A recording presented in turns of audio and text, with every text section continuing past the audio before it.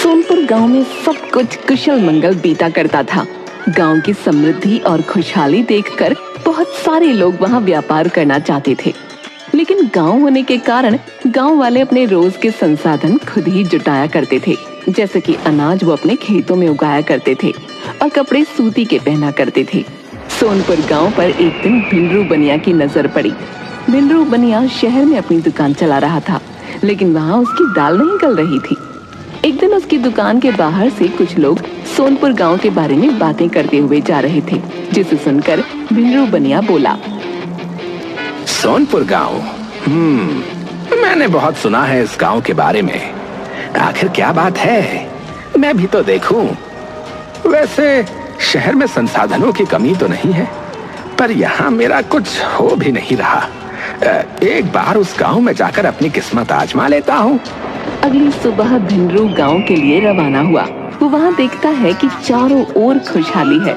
चारों तरफ खेत खलिहान है और लोग अपने कामों में व्यस्त हैं। यहाँ तो मेरा राशन का बिजनेस नहीं चलेगा और ना ही दूध का, क्योंकि सभी के घरों में गाय और भैंस है। ऊपर से ये लोग खेती भी करते हैं। लेकिन भिंडरू बनिया दिमाग से बहुत शातिर और लालची था। वो रातों रात एक प्लान बनाता है। जब पूरे गांव में सन्नाटा छाया हुआ था, सभी लोग अपने अपने घरों में चैन की नींद सो रहे थे, भिंडरू बनिया फसल खराब करने वाला स्प्रे लोगों के खेतों में छोड़ देता है, यहाँ तक कि मेंढक और कीड़े भी, और वापस शहर के लिए रातों रात ही रवाना हो जाता है। वो जानता था कि अब ये सही समय है गांव में अपना व्यापार स्थापित करने का। वो जल्द ही गांव में एक दुकान लेकर वहाँ राशन की दुकान खोल देता है। उन दिनों सभी गांव वालों की फसलें एक साथ खराब थीं, इसलिए लोगों को अनाज की जरूरत थी। अरे बबलू के पापा, ये देखो, गांव में एक नई राशन की दुकान खुली है।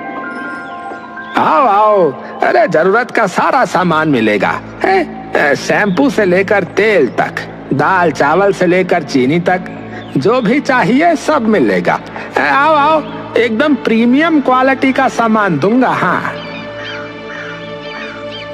ये तो बहुत अच्छी बात है। मेरा मन बहुत घबरा रहा था कि अब गांव वालों का क्या होगा, न जाने किसकी नजर लग गई। खैर, अब भैया 5 किलो आटा और 2 किलो चीनी तोल दो। भिंडरू ने गांव में राशन की दुकान जमाने के लिए बहुत पापड़ बेले थे, तो वो ईमानदारी से काम तो नहीं करने वाला था। वो अपने तराजू के नीचे एक चुंबक लगा कर रखता था, जो लोगों की नजर में भी ना आए और ज्यादा पैसों में कम सामान भी चला जाए। ये तो बहुत कम लग रहा है। 5 किलो आटे का वजन इतना तो नहीं होता। अरे पहली बार राशन खरीद रही हो क्या? मैं यहाँ शहर से इतनी दूर अपना कारोबार करने आया हूँ, तो क्या मैं बेईमानी करूँगा? भलाई का तो जमाना ही नहीं है। अरे बबलू की माँ, अभी हमें आवश्यकता है और भाई साहब सही कह रहे हैं। हमारी तो घर की खेती थी, तो आज तक हमने बाहर से कुछ खरीदा नहीं। बेवजह किसी की रोटी रोजी पर शक मत करो। इन्हें पैसे दे दो और चलो घर चलते हैं। और ऐसे ही भिंडरू बनिया खूब कमाई करने लगा। कुछ दिनों बाद अब उसने अपनी दुकान पर काम करने के लिए कुछ छोटे बच्चों को भी रख लिया था। सुन, तू काम पर जल्दी आ जाया कर। कल से अगर तू 5 मिनट भी लेट आया ना, तो तेरी तनख्वाह नहीं दूंगा, बता रहा हूँ। अब जल्दी आकर काम पर लग, ग्राहक आते ही होंगे, समझा? देखते ही देखते भिंडरू ने अपना कारोबार गांव में जमा लिया। अब दिन ब दिन वो और लालची होता जा रहा था। जैसे ही लोगों के खेत फिर से हरे भरे होने वाले थे, वो फिर से खेतों में जाकर दवाई और कीड़े छोड़ दिया करता था, जिससे फसल तबाह हो जाती थी और लोगों को अपनी खेती छोड़कर भिंडरू बनिया से ही सामान खरीदना पड़ता था। भिंडरू बनिया अपनी दुकान पर एक्सपायर शैम्पू और मसाले रखता था। एक दिन गांव की पंचायत में लोगों की फसलों के बारे में सवाल उठे। मुखिया जी, अगर ऐसा ही चलता रहा तो हम सब भूखे मर जाएंगे। हम अपने खेतों में खेती करके अनाज को शहरों तक पहुंचाकर पैसे कमाया करते थे, लेकिन कुछ समय से जो है खेतों की फसलें अपने आप न जाने कैसे खराब हो रही हैं। ये कोई प्राकृतिक आपदा लगती है। लगता है टिड्डियों का समूह लौट आया है। अरे मुखिया जी, अगर ऐसा होता तो फिर हमें भी तो नजर आती। वो टिड्डिया जो है कोई जादूगरनी तो है नहीं जो रातों रात आए और जो है दिन में गायब भी हो जाए। अगर इसका कोई समाधान नहीं निकला ना मुखिया जी, तो बता रहे हम सब रोड पर आ जाएंगे, मेरे बीवी बच्चे भूखे मर जाएंगे। वो तो भिंडरू बनिया की दुकान की वजह से अनाज की उतनी तंगी नहीं है, लेकिन आगे चलकर भारी मुसीबत हो सकती है। इससे पहले भोले की दुकान के बारे में कोई और बात हो पाए, भिंडरू बड़ी ही चालाकी से फटाफट बात के बीच में कूदा। अरे भाई साहब, मैं आप लोगों की सेवा करने ही तो आया हूँ। अरे जब तक मुझसे हो सकेगा मैं आपकी सेवा करूंगा, आप चिंता मत कीजिए। हैं लेकिन भिंडरू, हमारे गांव में तुमने जब दुकान खोली ठीक उसी समय फसलें भी बर्बाद हुई थी। क्या तुम्हें कोई सपना आया था? अरे अब वो अरे मुखिया जी, ये तो बस इत्तेफाक था, भगवान का कोई उपकार ही समझिए। रही बात फसलों की, थोड़े समय तक खेती करना बंद कर दीजिए, अभी समय खराब है, कुछ समय बाद फिर से खेती करना शुरू कर देना है। भिंडरू ने अपनी मीठी मीठी बातों में सभी गांव वालों को राजी कर लिया। अब कुछ समय तक गांव वालों ने खेती का ख्याल भी त्याग दिया, लेकिन अब दिन पर दिन भोले का लालच बढ़ता गया। अरे सुबह होने में अभी 2 घंटे बाकी हैं, जल्दी जल्दी ये पीले कंकड़ दाल में और ये सफेद वाले चावल में मिला देता हूँ। अरे चीनी में प्लास्टिक भी तो मिलाना बाकी है। कहाँ गया? हाँ ये ले। और ये लाल पत्थर, इसको बारीक नहीं पीसा इस कमबख्त ने। अरे चलो कोई बात नहीं, किसे ही पता चलेगा। ये लो लाल, ये लो लाल मिर्च में मिला देता हूँ। हाँ, हो गया काम। भिंडरू को ये काम करते करते सुबह हो गई। तभी उसकी दुकान के दरवाजे पर दस्तक हुई। मालिक दरवाजा खोलिए, मैं आ गया। भिंडरू हड़बड़ी में दरवाजा खोलता है। अरे तेरी टाइमिंग हमेशा ही खराब है, चल जल्दी से अंदर आ। बिरजू भी अपने काम में लग गया। थोड़ी देर बाद बिरजू बहुत हड़बड़ाते हुए भिंडरू से बोला, मालिक मेरी माँ बहुत बीमार है, इलाज के लिए 20,000 रुपए का होना बहुत जरूरी है, और आपने 3 महीने से मेरी तनख्वाह भी नहीं दी है, तो क्या मुझे 3 महीने की तनख्वाह के साथ थोड़े पैसे एडवांस मिल सकते हैं? क्या कहा? एडवांस? एडवांस तनख्वाह चाहिए तुझे? अरे तेरी 3 महीने की तनख्वाह में से बहुत पैसे कटने वाले हैं। रे कोई भी काम तूने ठीक से नहीं किया, हमेशा कस्टमर दरवाजे पर खड़े रहते हैं, लेकिन तेरे हाथ बहुत धीरे चलते हैं। लेकिन आपकी दुकान में काम बहुत ज्यादा है और करने वाला मैं अकेला। आप तनख्वाह भी समय पर नहीं देते। मैं बहुत गरीब हूँ मालिक, और मेरी माँ भी बीमार है, ऐसा मत करो मेरे साथ। लगता है तेरी जुबान बहुत चल रही है, अभी ठिकाने लगाता हूँ। ऐसा कहकर भिंडरू उस बच्चे को बहुत मारता है और उसे धक्के मारकर अपनी दुकान से बाहर फेंक देता है। अब निकल जा यहाँ से और लौट कर कभी मत आना है, नहीं दूंगा मैं तेरे कोई पैसे वैसे। काम का ना काज का, दुश्मन अनाज का है।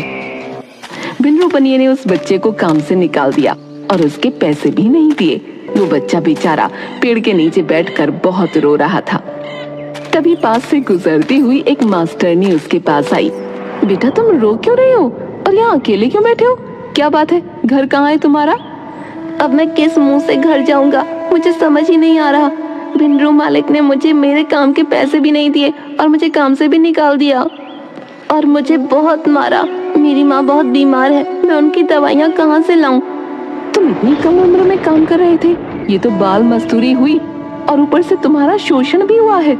तुम अभी मेरे साथ पुलिस स्टेशन चलो बेटा, वहाँ तुम इंस्पेक्टर को सब बताना, वो तुम्हें तुम्हारा हक जरूर दिलवाएंगे। ऐसा कहकर वो टीचर बिरजू को पुलिस स्टेशन ले गई और वहाँ इंस्पेक्टर से कहने लगी, इंस्पेक्टर साहब ये बच्चा, इसकी उम्र अभी 14 साल भी नहीं है और भिंडरू बनिया ने इसे अपनी दुकान पर काम में रखा हुआ था। भिंडरू बनिया ने इसे 3 महीने की तनख्वाह भी नहीं दी और ऊपर से इसे बहुत मारा भी। आपको उसके खिलाफ एक्शन लेना ही होगा। अरे आपको क्या लगता है कि आप थोड़ा बहुत पढ़ लिख कर पुलिस स्टेशन चली आओगी और यहाँ पुलिस हाथ में चूना लेकर आपकी कंप्लेंट का इंतजार करेगी। इस स्टेशन में और भी बहुत भारी मुद्दे हैं संभालने को। अगर इन्हीं छोटे मोटे मुद्दों के पीछे भागते रहे तब तो हो गया काम। कैसे इंस्पेक्टर हो आप? कानून का काम होता है जनता की रक्षा करना, लेकिन आप तो इंस्पेक्टर के नाम पर कलंक हो। अरे अब जाओ बहन, तुम्हारे जैसे बहुत आते हैं यहाँ पर। टीचर बिरजू को दिलासा देते हुए स्टेशन से बाहर निकली कि तभी उसी समय पुलिस चौकी में एक औरत अपने पति के साथ चिल्लाते हुए दाखिल हुई। इंस्पेक्टर साहब, मेरा बेटा आज अस्पताल में एडमिट है, सिर्फ उस भिंडरू की वजह से। हम उसकी दुकान पर भी विरोध करने गए थे साहब, लेकिन उसने मुस्टंडों को दुकान के बाहर खड़ा कर दिया है। अब आप हमारी आखिरी उम्मीद हो। अरे आज क्या हो गया है? अगर तुम्हारा बेटा बीमार है तो ये कोई अस्पताल तो है नहीं, ना मैं तुम्हें कोई दवाइयाँ दे सकता हूँ। वो बीमार है तो उसके बीमार होने की बहुत सी वजहें हो सकती हैं। तुम्हें कैसे पता कि भिंडरू बनिया की वजह से तुम्हारा बेटा बीमार हुआ? इंस्पेक्टर साहब, उसके अनाज में कंकड़ होता है और मसाले में जो है सिर्फ रंग, जो सेहत के लिए बहुत ही हानिकारक है। हमारे बेटे की तरह और लोग भी बीमार ना हो, इसीलिए हम यहाँ कंप्लेंट लिखवाने आए हैं। कि इतने में ही कुछ और गांव वाले पीछे से भिंडरू के खिलाफ आवाज उठाने लगे। लोगों की भीड़ देखकर इंस्पेक्टर को अब भिंडरू बनिया की दुकान पर जाना ही पड़ा।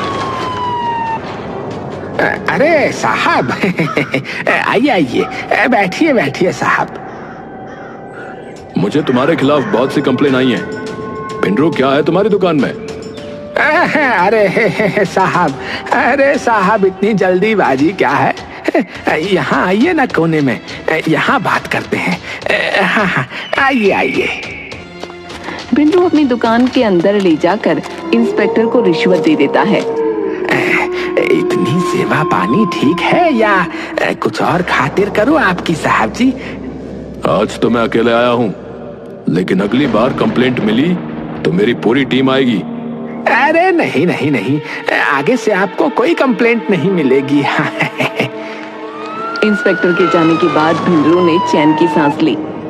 अरे वैसे भी इस गांव से मुझे जितना मिलना था मिल गया है, अब अपना ठिकाना बदलना होगा। आज तो बच गए, लेकिन ये गांव वाले भी मेरा कुछ नहीं उखाड़ सकते। उनके पास मुझसे सामान लेने के अलावा और कोई रास्ता भी तो नहीं। इंस्पेक्टर जब पुलिस चौकी पहुंचा तो उसने लोगों को वहां से जाने के लिए कहा। देखिए, भिंडरू बनिया की दुकान का इंस्पेक्शन हो चुका है। वहां पर कुछ भी ऐसा नहीं मिला जिससे कोई परेशानी खड़ी हो। जाइए यहाँ से, वरना मुझे फोर्स को बुलाना पड़ेगा। इसके बाद कुछ पुलिस वालों ने मिलकर भीड़ को भगा दिया। अपने बढ़ते लालच की वजह से अब भिंडरू दुकानदार अपने अनाज में 4 गुना अधिक मिलावट करने लगा था। ऐसा लगता था मानो आधे से ज्यादा कंकर हो और 1/4 अनाज। ऐसे ही कुछ दिन बीत गए। हाँ भाग्यवान, क्या हुआ? अरे कितनी बार कहा है कि ड्यूटी के बीच में परेशान मत किया करो, पर तुम हो कि सुनती नहीं हो। डुग्गू, क्या हुआ डुग्गू को? क्या हुआ? आप जल्दी घर आ जाइए। इंस्पेक्टर फौरन अपने घर पहुंचा। उसने देखा कि उसके घर में चारों ओर मातम फैला है। उसका बेटा सफेद चादर में लिपटा जमीन पर लेटा है। वो अपने बेटे के सामने बैठकर चीखने लगा। ये सब कैसे हुआ? अचानक से ये क्या हुआ मेरे बेटे को? मेरे बेटे की ये हालत किसने की? भिंडरू बनिया की दुकान से लाए हुए राशन से मैंने खाना बनाया था। डुग्गू को मैंने वही खिलाया।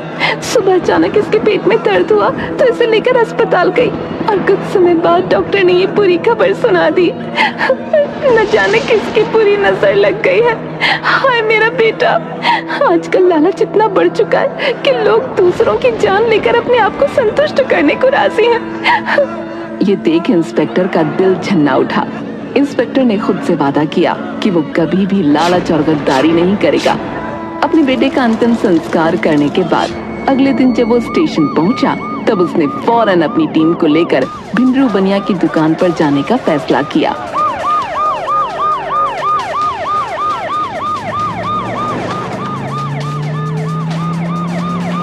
अरे मालिक, आप आज फिर से आ गए। पिछली बार माल पानी कम पड़ गया था क्या? वैसे कोई बात नहीं, कोई बात नहीं, आइए आइए। अरे आज तो पूरी फोर्स लेकर आए हैं साहब। तुम्हारी दुकान की तलाशी लेने आए हैं, हमारे पास वारंट है। भिंडरू हड़बड़ा गया।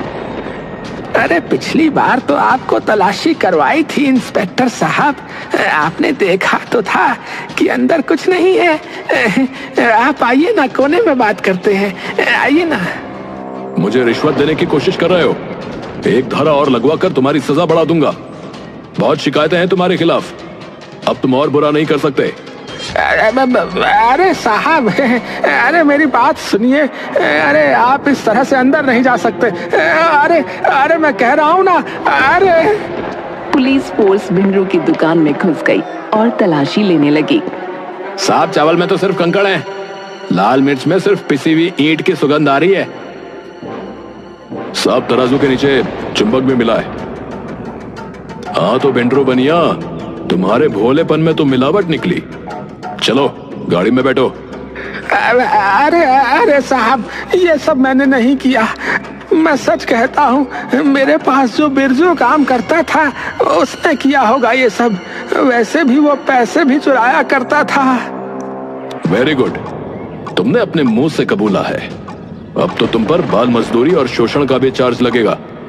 अरे भाई हवलदार, गाड़ी में बिठाओ इसे, और इसके हाथों के साथ साथ इसके मुंह पर भी ताला लगाओ। बहुत मुंह चलाता है ये।